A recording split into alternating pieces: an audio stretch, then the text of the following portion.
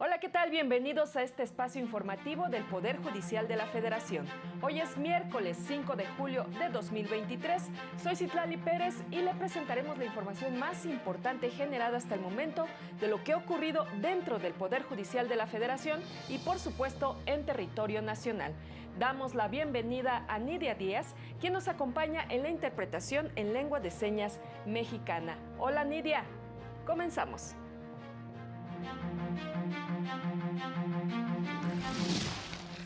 Delito de defraudación fiscal equiparado busca evitar daños a la hacienda pública, determinó la primera sala. La pensión busca evitar dejar en el desamparo y garantizar la subsistencia de la familia ante la muerte del trabajador o pensionado, estableció la segunda sala. El Tribunal Electoral declaró improcedentes recursos por actos anticipados de campaña de aspirantes a defensor de la Cuarta Transformación. A través de la justicia restaurativa se busca erradicar la discriminación en los centros de trabajo.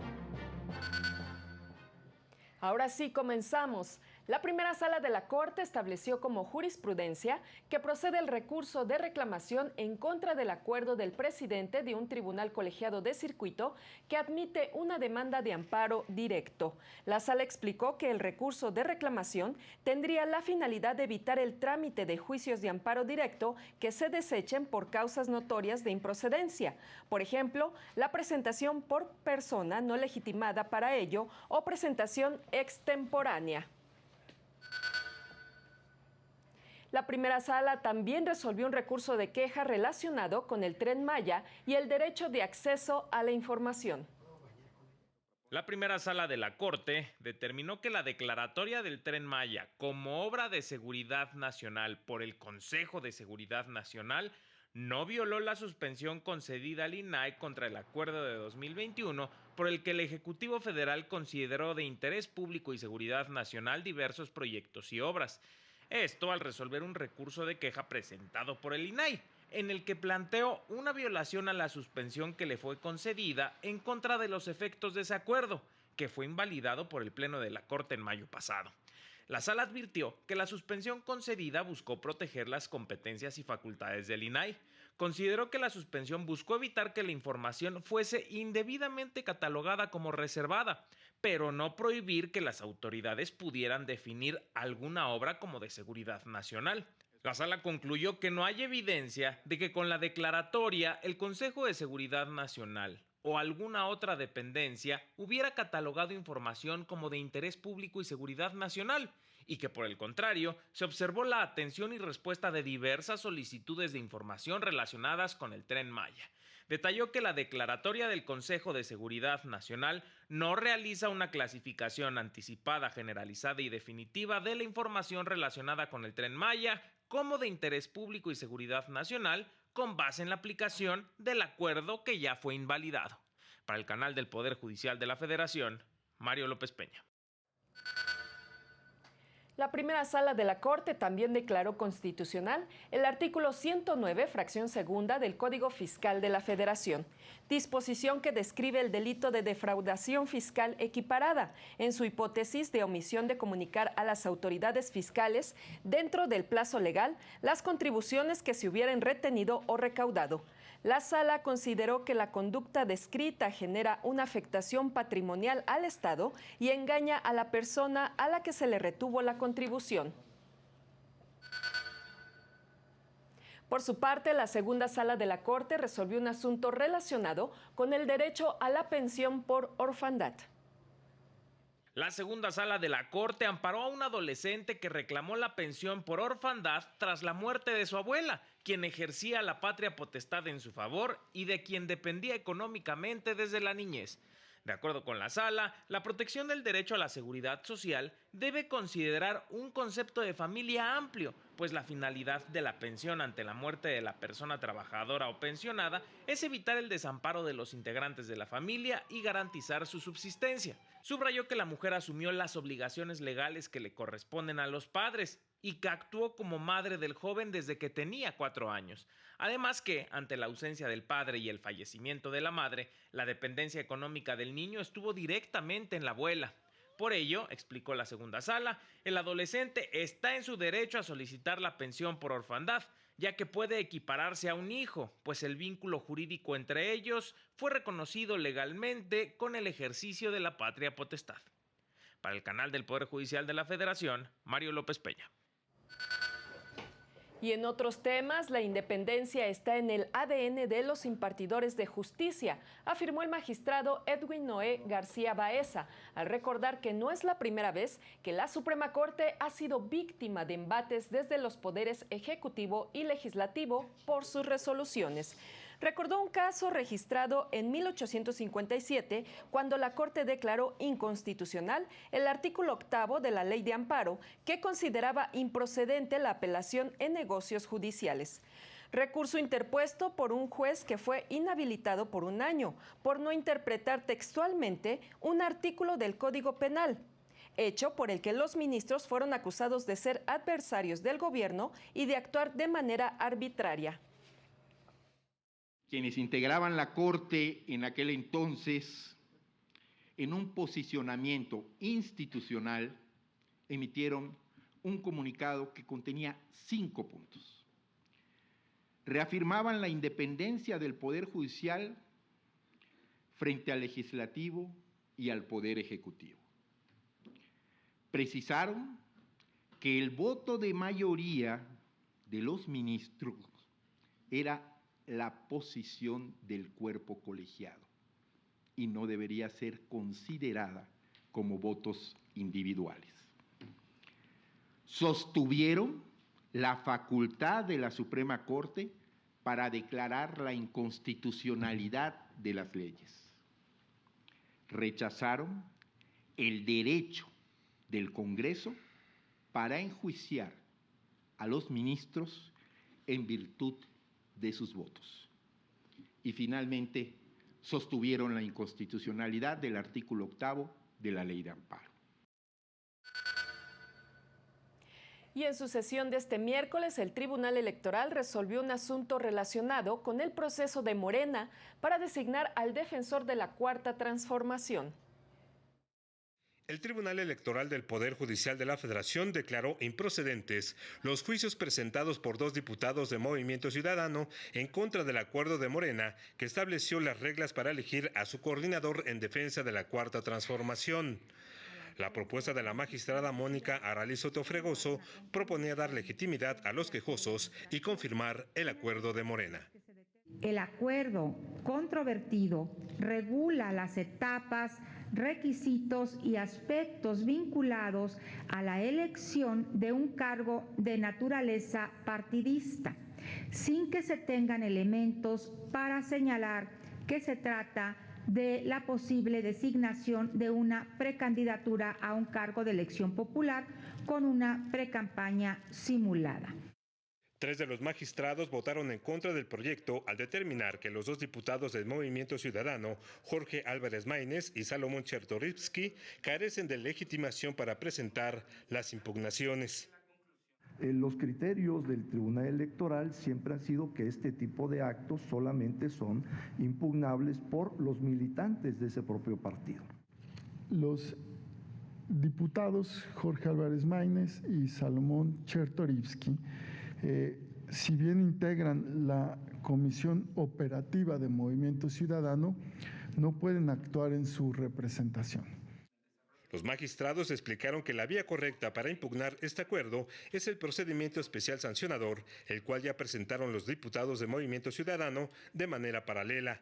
Al final, con el voto de calidad del magistrado presidente Reyes Rodríguez Mondragón, los 2 asuntos fueron declarados improcedentes.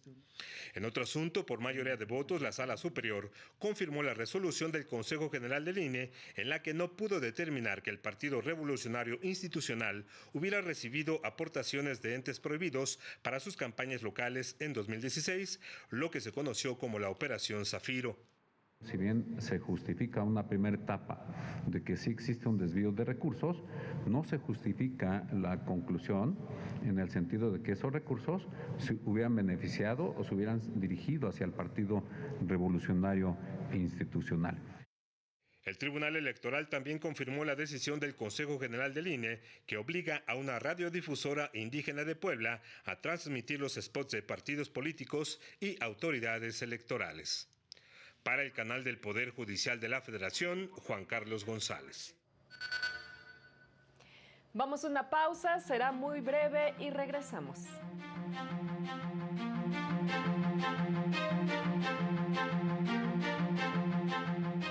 Al regresar, a través del análisis de restos se busca poner fin a la crisis forense con más de 50,000 cadáveres sin identificar.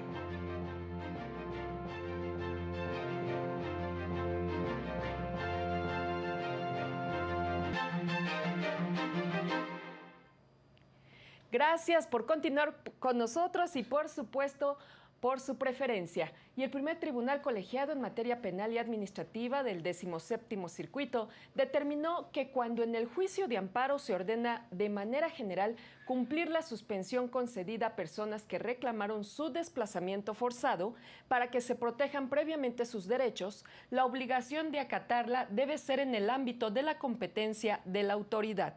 Lo anterior se desprende de un incidente de revisión que interpuso la Presidencia de la República contra la sentencia de un juez en la que los beneficiarios reclamaron la omisión del Ejecutivo Federal de implementar políticas públicas y programas de atención al desplazamiento interno, argumentando que la medida fijada rebasa sus facultades legales para cumplir con la suspensión, por lo que el tribunal precisó que al fijar el juzgado los efectos de manera general, estos deben acotarse a autoridades locales para que de manera inmediata se proporcione a los quejosos los servicios de protección. Y especialistas universitarios colaboran con la Comisión Nacional de Búsqueda en la identificación de restos humanos que se encuentran en el servicio médico forense. Antropólogos forenses especializados de la UNAM colaboran con la Comisión Nacional de Búsqueda para ayudar a identificar los restos de personas desaparecidas como un acto de justicia póstuma para sus familiares. Cuando tengo el cuerpo en la mesa, en la plancha, palpo una historia, siento esa historia a través del cuerpo. Y entonces es muy doloroso cuando te vas dando cuenta de todos los detalles, porque te los va contando de a poquito, ¿no? Me pegaron, me golpearon, me cortaron un pie, me cortaron la cara. Mónica es una de las especialistas que laboran en el Centro Nacional de Identificación Humana en Morelos, en colaboración con áreas como medicina, genética y odontología. Es un trabajo que te va a enfrentar con tu parte humana todo el tiempo, todos los días, y te va a hacer cuestionar inclusive, te va a hacer ver la vida de una manera distinta. Son parte de los esfuerzos para enfrentar la crisis forense en nuestro país, con al menos 52,000 restos sin identificar, de acuerdo con estimaciones del Movimiento por Nuestros Desaparecidos en México, integrado por 74 colectivos de búsqueda. Lo que nos enseña la universidad es a construir respuestas a las realidades que tenemos y a responder a la sociedad. Lo que estamos construyendo y que las universitarias y los universitarios están ayudando a formar a través de la búsqueda es un rayito de esperanza. A las labores de identificación que llevan a cabo la UNAM y la Comisión Nacional de Búsqueda pretenden sumar a más especialistas de distintas universidades. Para el canal del Poder Judicial de la Federación, Jesús Daza. Y con el fin de erradicar la discriminación en los centros de trabajo, se impulsan acciones de justicia restaurativa. En el espacio laboral en México, 6 de cada 10 personas han escuchado o visto comentarios, conductas o actitudes negativas hacia sus compañeros por motivos de su orientación sexual, identidad o expresión de género, y 3 de cada 10 han experimentado estas situaciones. Durante el conversatorio hacia la implementación de la justicia restaurativa en los centros laborales para la eliminación de la discriminación, con motivo del Día Internacional del Orgullo LGBTIQ+, autoridades señalaron: es aquí donde resaltamos la importancia de incorporar principios de justicia restaurativa que promuevan un enfoque de prevención y atención a situaciones de discriminación por motivos de orientación sexual, identidad y expresión de género, basado en el apoyo a las víctimas, la reparación de las relaciones dañadas, motivar la responsabilidad de las partes relacionadas y reducir la reincidencia. En la sede de Naciones Unidas en la Ciudad de México y en su intervención, la presidenta del Consejo para Prevenir y Eliminar la Discriminación en la capital del país, Geraldina González de la Vega, urgió al diálogo para elaborar estrategias que resuelvan hechos de discriminación en los espacios de trabajo. Poner a la víctima en el centro e involucrar a todas las partes que tienen que ver con los hechos discriminatorios para justo buscar vías transformativas y eliminar prácticas discriminatorias. Añadieron que la justicia restaurativa tiene como objetivo resolver el problema de la delincuencia enfocándose en la compensación del daño a las víctimas, haciendo a los delincuentes responsables de sus acciones e involucrando a la comunidad en la resolución del conflicto. Para el canal del Poder Judicial de la Federación, Óscar González. Y en otros temas, se dio a conocer una herramienta digital que permite ubicar los centros de cuidado de adultos mayores e infantes en todo el país. El Instituto Nacional de las Mujeres presentó el Mapa de Cuidados en México como parte de la construcción del Sistema Nacional. Esta herramienta permite localizar más de 90,000 centros que ofrecen asistencia para adultos mayores, personas con discapacidad, niñas y niños. Y es, como decía, una herramienta que va a ser de acceso, que es de acceso libre y que va a permitirle a la ciudadanía obtener la georreferenciación en tiempo real de los servicios de cuidado disponibles en una ubicación específica. La plataforma fue resultado de la colaboración con ONU Mujeres, el Colegio de México y datos del Instituto Nacional de Estadística y Geografía. Podrá ser utilizada por el público en general, así como por instituciones públicas y privadas, para tener acceso a información estadística que coadyuve a la toma de decisiones. Generar información territorial que permita conocer cuál es la demanda de la ciudadanía o las necesidades de la ciudadanía de cuidados, pero también dónde existen ya servicios y dónde habría que ampliarlos. El sitio web mapadecuidados.inmujeres.gov.mx es posible acceder a información sobre los centros de cuidado directo e indirecto, como lo son las escuelas, además de datos estadísticos sobre cuidado por zona territorial. Para el canal del Poder Judicial de la Federación, Laura Murillo. Y en más noticias, integrantes de organizaciones de la sociedad civil demandaron la intervención del gobierno federal para poner fin a la violencia en contra de comunidades indígenas en Chiapas.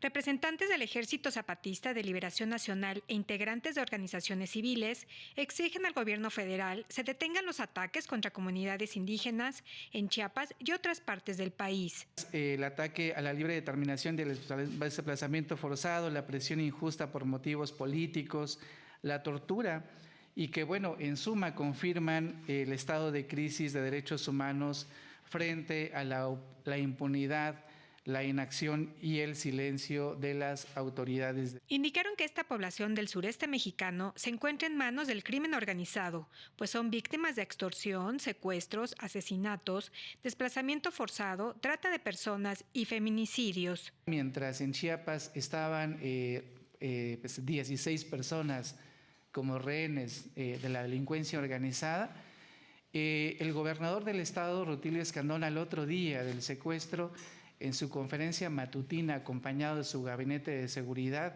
el mensaje central fue el pronóstico del tiempo. Demandaron el alto a la guerra contra los pueblos zapatistas, quienes se enfrentan a constante violencia que afecta en especial a mujeres y jóvenes. Esta situación de guerra que estamos viviendo en Chiapas es una situación que se está viviendo en el país entero. Para el canal del Poder Judicial de la Federación, Rosy García. Y en otros temas, inició la verificación vehicular para el segundo semestre en la Ciudad de México, informó el gobierno capitalino. El costo de la verificación es de 677 pesos y puede obtener su cita en el sitio verificentros.cedema.cdmx.gov.mx. El programa inicia en julio con los vehículos de engomado amarillo y concluye en diciembre con las unidades con engomado azul.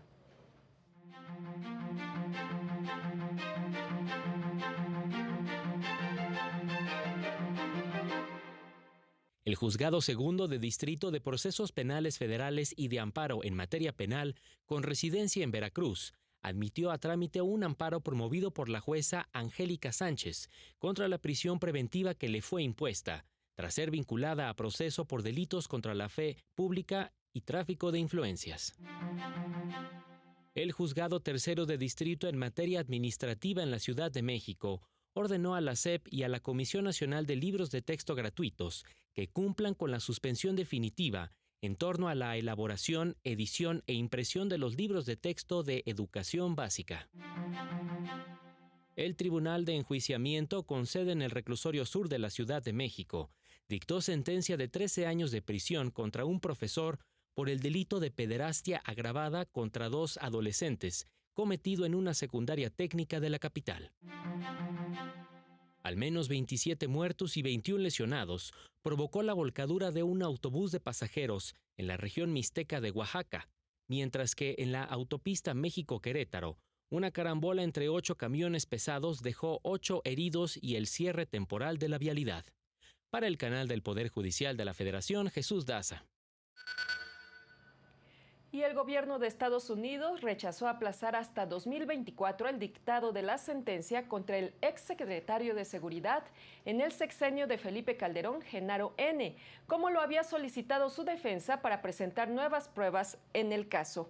La Fiscalía del Distrito Este de Nueva York solicitó al juez Brian Cogan, quien encontró al exfuncionario mexicano culpable de cargos relacionados con el crimen organizado, que mantenga la fecha del 27 de septiembre para dar a conocer el fallo.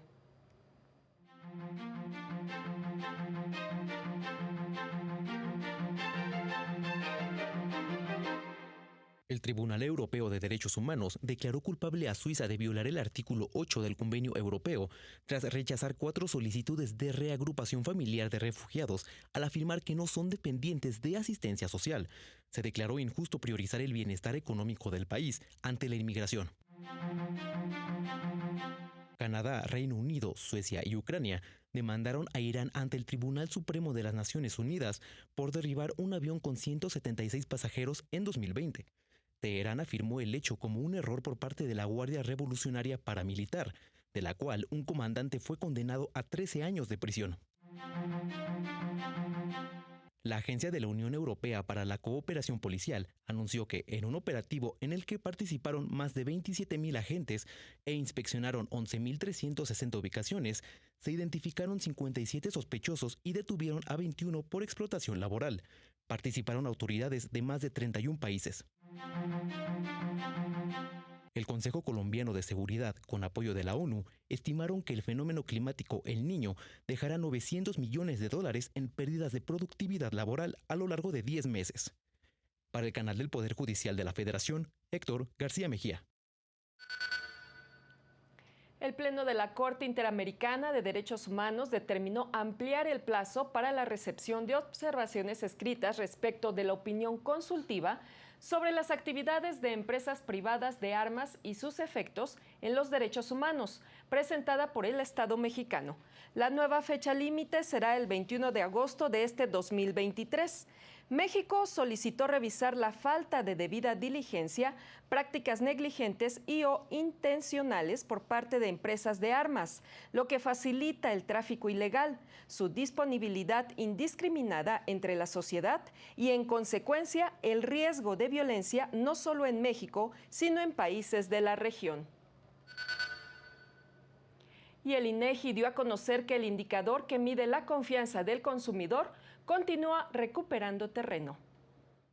En junio pasado, la confianza del consumidor aumentó 0.6 puntos, al colocarse en 45.2 unidades, informó el Instituto Nacional de Estadística y Geografía. Al presentar los resultados de la encuesta respectiva, señaló que se observaron alzas en los componentes que evalúan la situación económica presente de los integrantes del hogar, así como respecto de la posibilidad para realizar compra de bienes de consumo duradero, tales como muebles, televisores, lavadoras y otros electrodomésticos.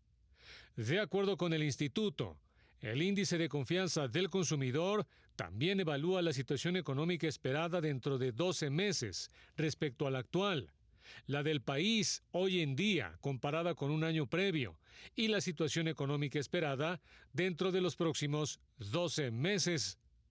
El INEGI recordó que un mes antes, es decir, en mayo de 2023, la confianza del consumidor también recuperó terreno. Esto, luego de que en abril de este año, este indicador disminuyera. Para el canal del Poder Judicial de la Federación, Óscar González.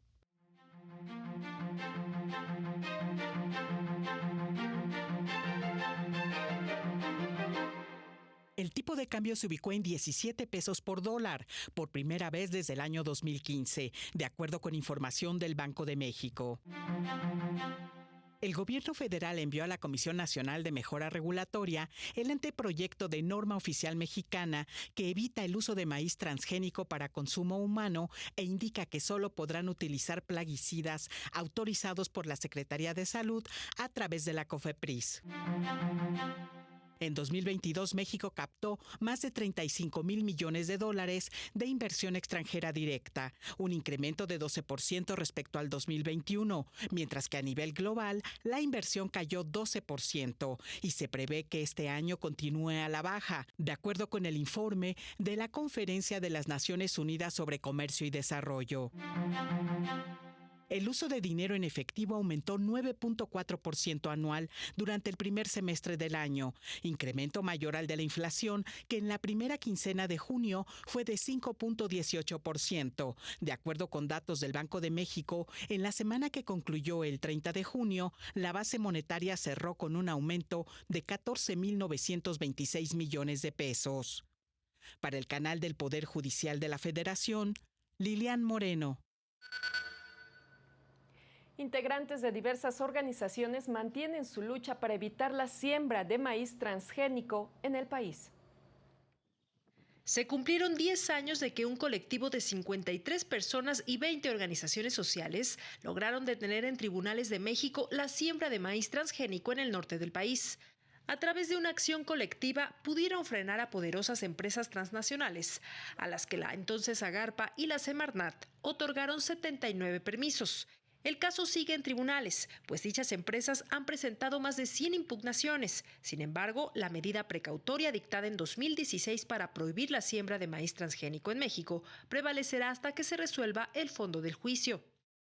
La medida cautelar fue ratificada por la Suprema Corte de Justicia de la Nación en agosto del 2021, reconociendo la importancia de mantener y preservar la biodiversidad cultural a través de las 64 razas y miles de variedades de maíces que, aparte de ser la base de más de 600 platillos y bebidas, forma parte de la integralidad de tradiciones, cultura, ritos y celebraciones en México.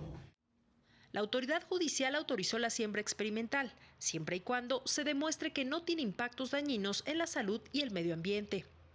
Se tiene que evaluar el impacto en la biodiversidad, el impacto en todas estas variedades nativas y en todas estas características genéticas, en los alelos, en todo lo que nos explicaba el doctor. Se tiene que evaluar esto. Y después de 10 años de juicio, la industria no ha sido capaz de presentar una sola prueba científica al respecto. Denunciaron que en Estados Unidos se han presentado más de 100,000 demandas contra Bayer Monsanto por daños causados por el herbicida usado en su siembra, glifosato, que han documentado provoca cáncer. Para el canal del Poder Judicial de la Federación, Lorena Sánchez Cabrera.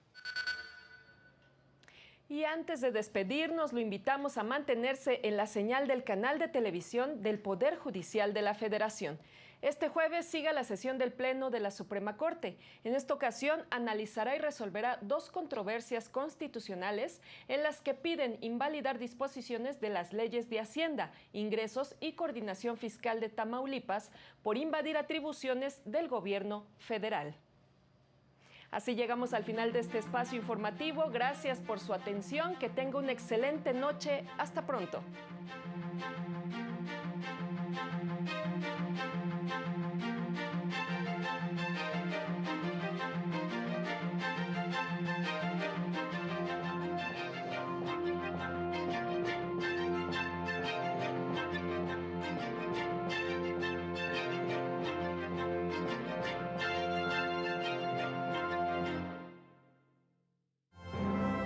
México.